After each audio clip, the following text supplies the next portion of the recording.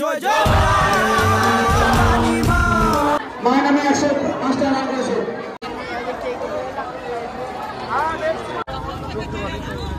এই যে বালুরঘাট এক্সপ্রেস চলে গেল। হাই এভরিওয়ান, কেমন আছো সবাই? আশা করি ভালোই আছো। চলে এলাম আমি নতুন একটা ভিডিও নিয়ে।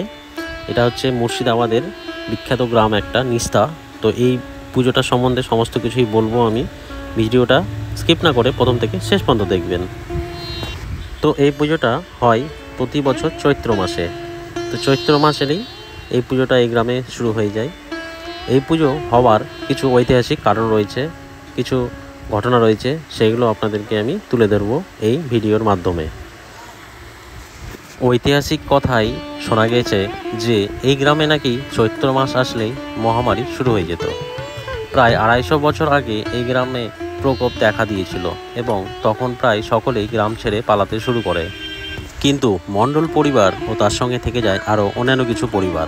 যোগেন্দ্র মণ্ডল নামে একজন স্থির করেন যে এই গ্রামে পুজো করবেন। তিনি আলোচনা করে গ্রাম বাঁধনের জন্য পুজো করার সিদ্ধান্ত নেন। এই পুজো নিস্তার পুজো নামে তবে থেকেই পূজিত হয়ে আসছে এবং এখন পর্যন্ত এই পুজো নিস্তার কূপকালী নামে পরিচিত। এই পুজো মায়ের মূর্তি একদিনেই তৈরি করা হয় এবং একদিন পরই নিরঞ্জন করা হয়।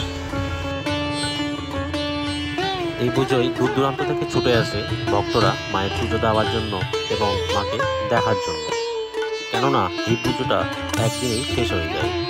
তাই আমিও চলে এসেছিলাম দ্বিতীয় দিনের মাথায় মাকে দর্শন করার জন্য। এখনও হেঁটে চলেছি লাইনের পথ ধরে। এই রেল লাইন পথ ধরেই যেতে হবে সামনের দিকে। অনেকজন এই রেল লাইন পথকেই বেছে নিয়েছে আসার জন্য, কারণ এর বিকল্প রাস্তা আছে নিচের দিক দিয়ে। তো আমি উপর দিক দিয়ে হেঁটে চলেছি। মায়ের নামে 105টা নাম রয়েছে।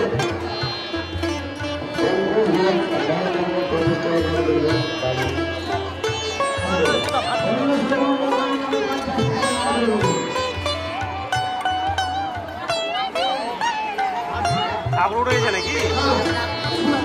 কখন উঠলো? সকালে 11টায়।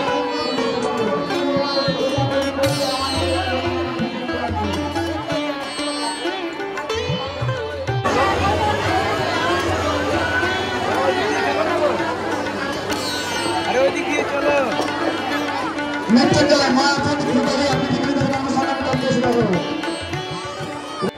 ভেতরে তো জিজ্ঞেস করলাম, বলছে ঠাকুর তো উঠে গেছে, কিন্তু উঠা তো কথা নয় এত তাড়াতাড়ি, কারণ ঠাকুর নিরঞ্জন হয় বেলা 12টার সময়। তো ভিড় এড়ানোর জন্যই নাকি ঠাকুর নিরঞ্জন করেছে তাড়াতাড়ি।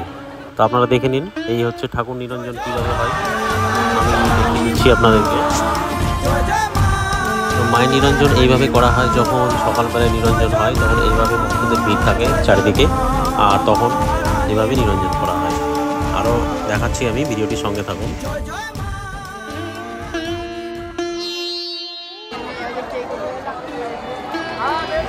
তো এই হচ্ছে মায়ের মন্দির, যেখানে মাকে স্থাপন করা হয়েছিল। আর তার সামনে রয়েছে পুকুর। এই যে পুকুর, এই পুকুরেই মায়ের নিরঞ্জন করা হয়। আমি দেখিয়ে দিচ্ছি আপনাদের। এই যে পুকুর, এই পুকুরে আবার অনেকে স্নান করে নিজের পুণ্য অর্জন লাভ করে। এই মা কূপকালীকে পুকুরের চারিপাশে ঘোরানোর পর মায়ের নিরঞ্জন করা হয়। কত সুন্দরভাবে মায়ের নিরঞ্জন করা হচ্ছে দেখুন। তো ভিডিওটা কেমন লাগলো অবশ্যই সাবস্ক্রাইব করে চ্যানেলটিকে পাশে থাকুন আর এরকম ভিডিও দেখার জন্য। এই চলে গেল আপ মালদা বালুরঘাট এক্সপ্রেস।